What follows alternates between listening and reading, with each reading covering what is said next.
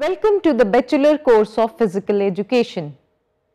Let us talk about the Olympic Games in this lecture. Olympic Games are one of the ancient games of the world. These games are very old and have brought changes with the time. Modern Olympic Games, a comparison with ancient games, and ancient Olympics. The modern Olympic Games are the leading international sporting event featuring summer and winter sports competition in which thousands of athletes from around the world participate in a variety of competitions. The Olympic Games are considered to be the world's foremost sports competition with more than 200 nations participating. The Olympic Games are held every 4 years with the summer and winter games alternating by occurring every 4 years but 2 years apart. Their creation was inspired by the ancient Olympic Games which were held in Olympia, Greece from the 8th century BC to the 4th century AD. Baron Pierre de Coubertin founded the International Olympic Committee, that is IOC, in 1894. The IOC is the governing body of the Olympic movement with the Olympic Charter defining its structure and authority. The evolution of the Olympic movement during the 20th and 21st centuries has resulted in several changes to the Olympic Games. Some of these adjustments include the creation of Winter Olympic Games for ice and winter sports, the Paralympics Games for athletics with a disability, and the Youth Olympic Games for teenage. Some of these adjustments include the creation of the Winter Olympic Games for ice and winter sports, the Paralympic Games for athletes with a disability, and the Youth Olympic Games for teenage athletics. The Olympic movement consists of International Sports Federation, IFS, National Olympic Committees, NOCs, and organizing committees for each specific Olympic Games. As the decision-making body, the IOC is responsible for choosing the host city for each Games and organizes and funds the Games according to the Olympic Charter. The IOC also determines the Olympic program consisting of the sports to be contested at the Games. There are several Olympic rituals and symbols such as the Olympic flag and torch, as well as the opening and closing ceremonies. Over 13,000 athletes compete at the Summer and Winter Olympic Games in 33 different sports and nearly 400 events. The first, second and third place finishers in each event receive Olympic medals, gold, silver and bronze respectively. Games have grown so much that nearly every nation is now represented. This growth has created numerous challenges and controversies including boycotts, doping bribery, and a terrorist attack in 1972. Every 2 years, the Olympics and its media exposure provide unknown athletes with the chance to attain national and sometimes international fame. The Games also constitute an opportunity for the host city and country to showcase themselves to the world. The Olympics have evolved substantially over the centuries. The rules, requirements, frequencies, and more have undergone significant changes since they were first held in Olympia, Greece in the year 776 BCE. It is believed Olympics were held earlier than that as well, although nothing was recorded. During ancient times, they were held every 4 years in the summer and always in the same place. Now, the Olympics are held in different countries every time. Also, in modern times, there are Winter and Summer Olympics, which each occur every 4 years. However, they are not held in the same year as they once were. Now, 2 years after the Summer Olympics are held, the Winter Olympics are held, and 2 years after that are the Summer Olympics, and so on. Winter Olympics were never held in ancient Greece. The Winter Games today have sports such as figure skating, skiing, and bobsledding. Today, a torch is lit at Olympia to symbolize the ancient Olympics. Various athletes carry this torch throughout the country. The Olympics are being held in until they reach the main stadium.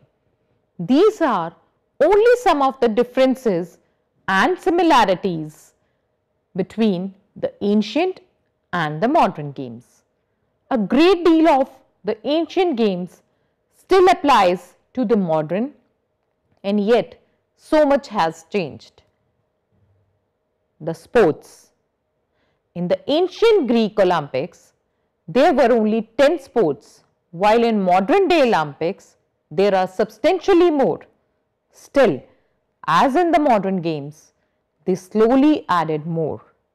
In the ancient games, they had 4 running races: equestrian racing, wrestling, boxing, pancratium, pentathlon, and chariot races.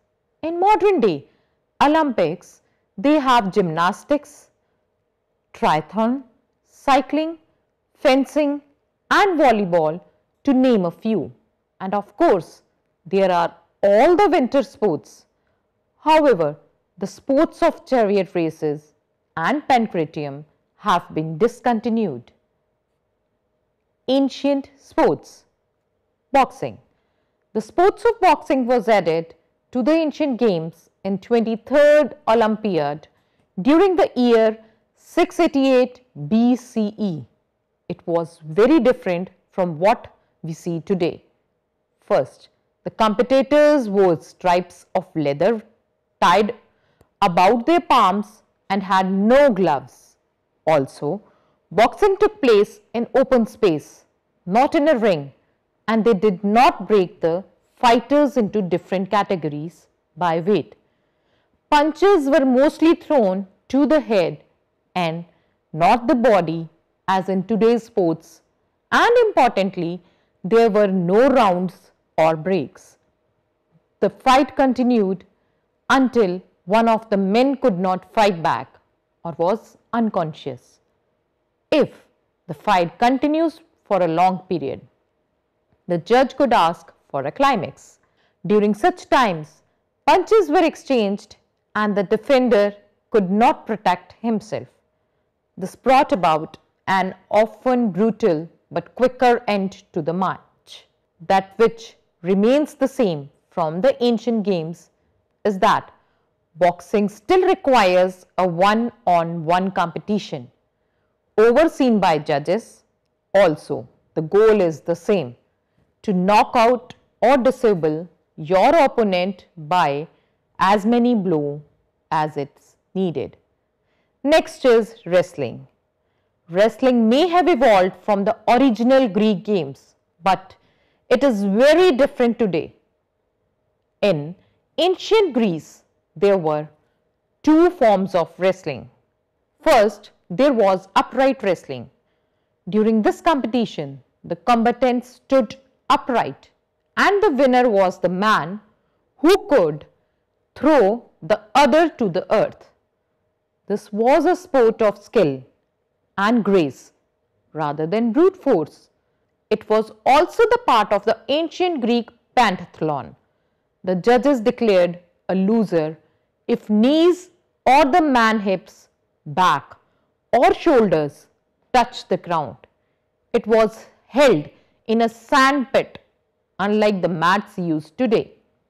That which is the same is that there can be no illegal moves such as hitting, gouging or twisting of hands, feet, arms or legs during the event. Ground wrestling was very different as well. During this event, hitting and kicking were allowed. It seems almost like boxing and wrestling combined, because just like boxing, the end of the match occurs when the loser admits defeat or is disabled. This event was part of the Pankrathon, an event that is no longer a part of the modern Olympics. Pancrathian. The name of this event meant all powerful. It is a combination of wrestling and boxing. In the ancient Olympics, there were a few rules in this fight. Everything was allowed, including biting, dislocating joints and gouging of each other's eyes. This event was so brutal that an occasional contestant would not survive the event. The same fact, however, also made the Pancrathian the most popular of the sports at the ancient Olympics. Pentathlon. In ancient Greece, the pentathlon was made up of 5 different events, which were discus, javelin, long jump, running and wrestling. One important similarity between this event in ancient times and that of modern day is that finishing in second or third place mattered in the individual events. This was because the finishes in all the 5 events needed to be combined to determine a winner. The first event in ancient times was the discus throw. This is perhaps one of the least changed of the sports in all the years that have passed. Next was the long jump. Like the discus throw, this was done with flute music being played in the background. It is also believed that for a while in ancient Greece, they may have jumped a series of 5 jumps in a row, for there is a recorded jump of 52 feet in 664 Olympic Games. The javelin of old is similar to today's event, except they competed not only for distance, but there was a competition for accuracy as well. Also, the man could use a leather throwing loop on the pole. The fourth event was the stage race. This mirrored the sprint race of today. At the signal, the men would race the length of the stadium to determine who was the fastest.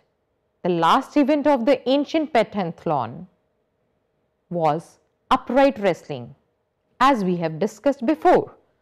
This event is no longer a part of modern Olympic pentathlon. Next is chariot races. Chariot racing is no longer part of the Olympics, as is an event which is identified strongly with ancient Greece. There were 4 horses per chariot and they would race 24 times around 2 poles at either end of a rectangular area that was about twice the length of the stadium. There was no direction given, so there would often be head-on collisions. This was a sport that did not need the strength and endurance of the others and may have been added to give out of shape nobleman a place to complete. Next is equestrian races. Another horse race was part of the ancient Olympic. This was unlike today's Olympic and yet very much like other horse races of modern day. The owner of the horse hired a jockey to ride the animal. It was even possible for a rider less horse to win as long as it was the fastest. This was a competition more about horse training and breeding, both very important to the Greeks, than about any human athletics. Next is running events. In ancient Greece, the Olympics had 3 foot races.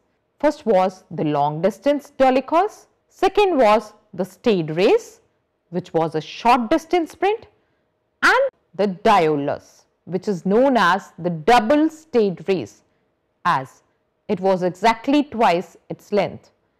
The dolichos is similar to today's marathon, but is much shorter.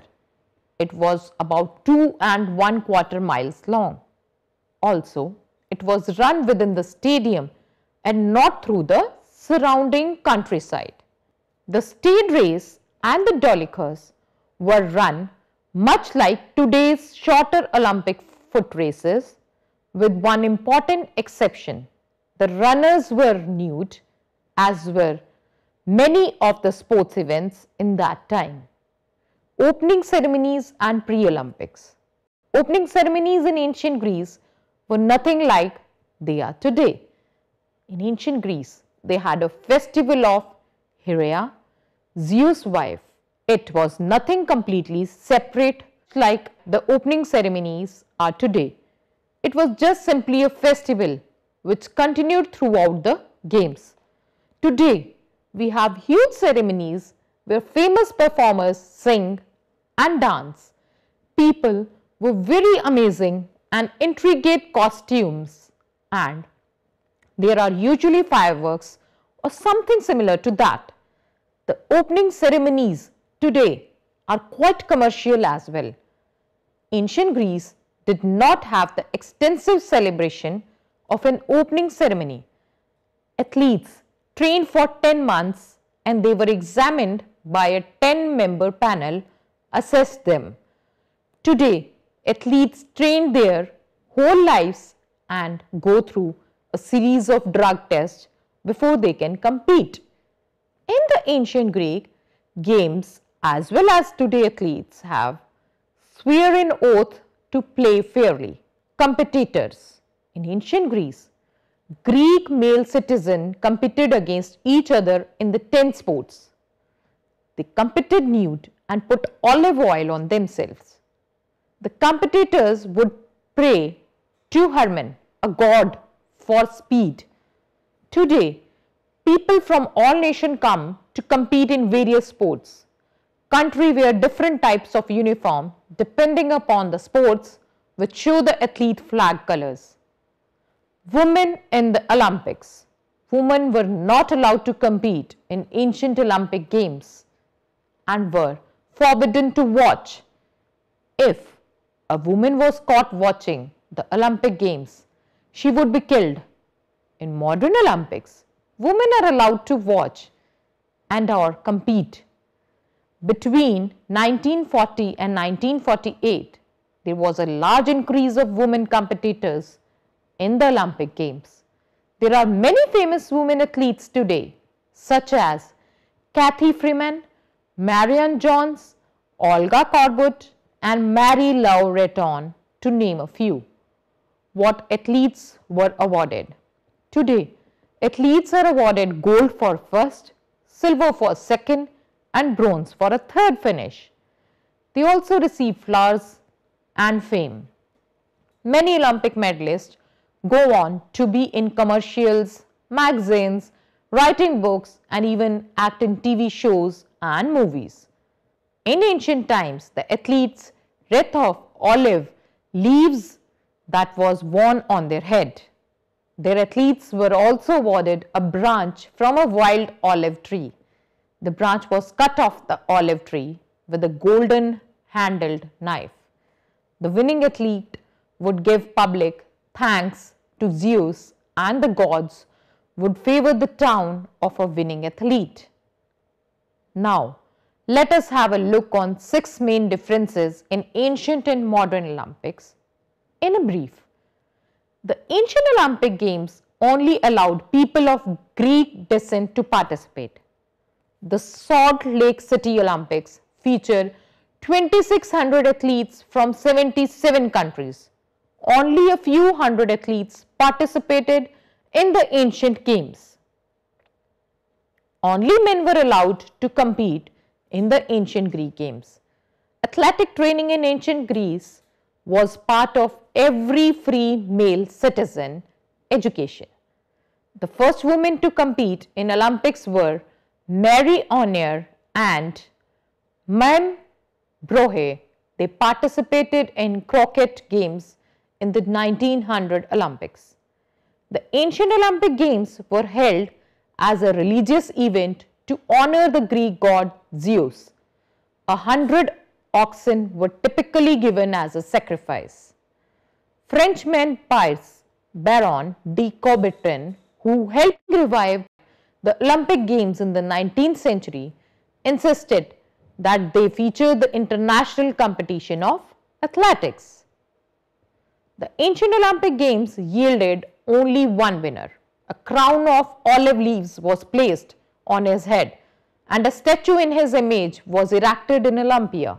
The current Salt Lake City Olympics feature 15 types of events, each with a gold, bronze and silver medalist, except when a game is rigged by the French, in which case 2 gold medals are given. Winter Olympics are a modern invention. The ancient Greeks never thought of featuring skiing or other cold weather events for obvious reasons. The first Winter Olympics was held in 1924 in Chamonix, France. 258 athletes participated from 17 countries. The ancient games were always held in Olympia. Only the first modern Olympics has been held in Greece, though the next game will be as well. So, this is all about the modern Olympic Games and the ancient Olympic Games.